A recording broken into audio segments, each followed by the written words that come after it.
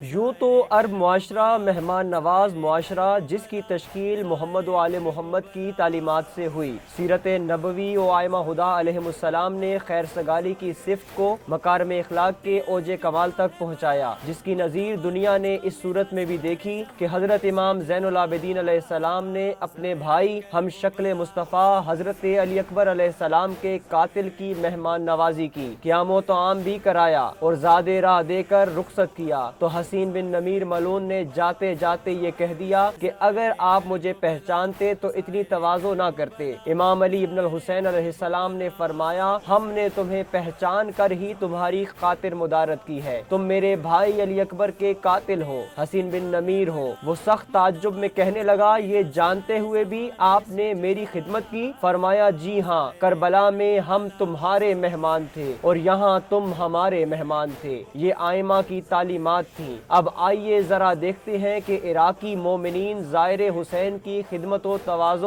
اور مہمان نوازی کس طرح کرتے ہیں۔ سال بھر محنت مزدوری اور جمع پونجی بچا کر رکھتے ہیں اور زواروں کی خدمت میں خرچ کریں گے، اپنے گھر مہمان بنائیں گے، اس سے دعائیں کرائیں گے اور ابا عبداللہ الحسین علیہ السلام کے صدقے اپنے بیماروں کی شفا طلب کریں گے۔ زائرین جانتے ہیں کہ عراقی مومنین منت سماجت کرتے ہیں، واسطے دیتے ہیں، گڑ گڑاتے ہیں، پاؤں پکڑ لیتے ہیں، زواروں کے جوتوں کو بوسے دیتے ہیں کہ مولا حسین علیہ السلام کا واسطہ ہمیں خدمت کا موقع عنایت فرمائیں، اور زائرین اگر رکنے میں تعامل برتیں تو یہ کہتے ہیں کہ ہم شکایت کریں گے آقا حسین کی بارگاہ میں، پس زائرین انہیں خدمت کا موقع دیتے ہیں۔ عراقی مومنین زائر کو پانے کے بعد خوشی کا والہانہ اظہار کرتے ہیں جسے بیان کرنا ممکن نہیں۔ آس پڑوس کو خبر کرتے ہیں کہ ہمارے گھر زوار آئے ہیں، اب ذرا زائر حسین کی گھر آمد کا احوال سنیے۔ گھر کے سب خرد و بزرگ ان کا استقبال کرتے ہیں، مرکزی نشست پر بٹھاتے ہیں، کوئی ہاتھ چوم رہا ہوتا ہے، کوئی زائر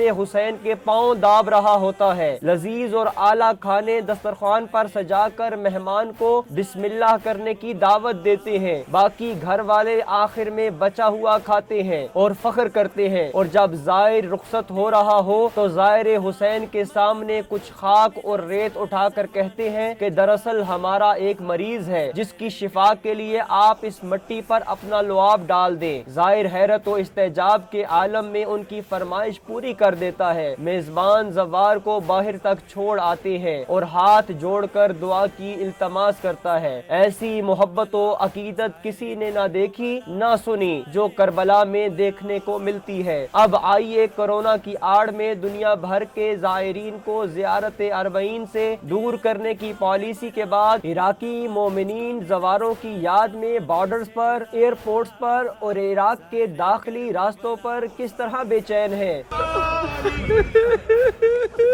رجايب